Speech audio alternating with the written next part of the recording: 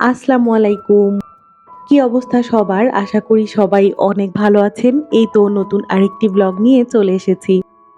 সেদিন ছিল এবারের ঈদের ছুটিতে বাড়িতে কাটানো আমাদের সকাল থেকে সন্ধ্যা পর্যন্ত একদম শেষ দিন। পরদিনই আমাদের চলে যাবার পালা। দেখতে, দেখতে কিভাবে ১৫টা দিন পার হয়ে গেল বাবার বাড়ি, শ্বশুর বাড়ি মিলিয়ে বেশ অনেকদিনই থাকা হলো। আর এই তো আজকে আমাদের বাড়িতে থাকা শেষ দিন। একদম ভোরবেলা ঘুম থেকে উঠে গেছি। আর ঘুম থেকে উঠে এত সুন্দর একটা পরিবেশ। যদিও এই জায়গাটা সন্ধ্যার সময় দেখতে আরো বেশি ভালো লাগে, তবে সকালবেলা বাচ্চারা যেহেতু ঘুমাচ্ছিল আমি আর এই সুযোগটা হাতছাড়া করতে চাইনি। যাই হোক, আমি এই তো একটু হাঁটাহাঁটি করলাম আর এরপরে চলে আসি আবার বাড়িতে। আমি সুযোগ পেলে বাড়ির এদিকে ওদিকে হাঁটাহাঁটি করি, যদিও খুব বেশি দূরে যাই না, এই বাড়ির কাছাকাছি রাস্তার মধ্যে কিংবা কখনো পুকুর পাড়ে। এরপর সকালে খাওয়া দাওয়া শেষ করার পরে দেখি যে আপু বাজার থেকে মাছ নিয়ে আসছে, নদীর মাছ। আর এগুলোকে শাশুড়ি মায়ের সঙ্গে কেটে নিলাম, যেহেতু অনেক মাছ ছিল। হেল্পিং হ্যান্ডরা ততক্ষণে কাজ সেরে চলে গেছিল, যার কারণে আম্মু আব্বুকে একটু রাগ করতেছিল। পরে আমিও হাতে হাতে করে দেই। তারপর একটা তাল খেলাম, আর এই তালের শাঁসটা অনেক বেশি নরম ছিল। আর এরপরে দেখলাম যে গাছ থেকে কলা পেড়ে আনা হয়েছে। যদিও শহরে হাতের নাগালে সবকিছুই পাওয়া যায়, তবে গ্রামে আসলে এই যে ফ্রেশ ফ্রেশ সবজি, ফল, মাছ, এগুলো আমি অনেক বেশি মিস করি।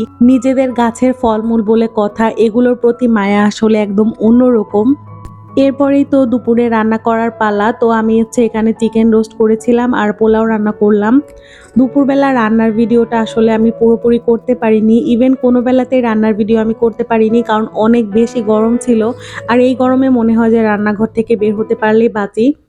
অধিকাংশ সময় শাশুড়ি মাই রান্না করে, মাঝে মাঝে আমিও করি, তবে ভিডিও তেমন একটা এবার করা হয়নি। আর এরপরেই তো বাইরে চলে আসি। আর এত বেশি গরম থাকে যে মনে হয় রান্নাঘর থেকে বের হতে পারলেই বাঁচি, এমন একটা অবস্থা। যাই হোক, এরপরেই তো এখানে আনাইজা বুড়ি আর আফাহিল ওরা সবাই খেলাধুলা করছিল আর খুবই গরম ছিল। তারপরে আমরা বাইরে চলে আসি, আর এখানে পুকুর পাড়ে বেশ ভালো বাতাস ছিল।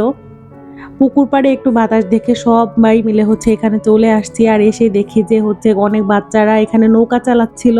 নৌকাটা নতুনই আনা হয়েছে আর বেশিরভাগ সময় পানিতে ডুবানোই থাকে। শুধুমাত্র যখন মাছের খাবার দেওয়া হয় তখন এটাকে আবার নেওয়া হয়। তো ভাবলাম যে একটু নৌকায় উঠি, এরপরে আরাফের বাবাকে ফোন দেই আর সে এসে আমাদেরকে নৌকায় উঠায়।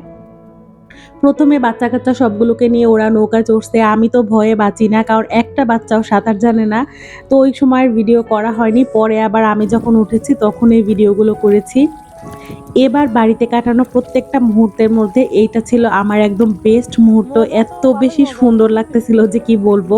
পানিতে পা ভিজিয়ে নৌকায় চড়ার মজাই আলাদা। আর এখানে অনেক বাচ্চা কাচ্চাও ছিল এই নৌকাতে। ওরা অবশ্য গ্রামের বাচ্চা কাচ্চা ছিল, ওরা একদম এক্সপিরিয়েন্স। তো ওরাও নৌকা চালাচ্ছিল। যদিও আমি ভিডিও করিনি, ওরা একদম লজ্জা পাচ্ছিল ভিডিও নেওয়ার জন্য। আর এই তো এরপরে আশেপাশে অনেকক্ষণ আমরা ঘোরাঘুরি করি, আর একদম শান্ত নিরিবিলি একটা পরিবেশ ছিল। আজকের ভিডিওটা এখানে শেষ করছি। কেমন লাগলো অবশ্যই জানাবেন। ভালো লাগলে লাইক, কমেন্ট, শেয়ার করবেন। চাইলে পেজটাতে একটা ফলো দিতে পারেন। ভালো থাকবেন সবাই। আল্লাহ হাফেজ।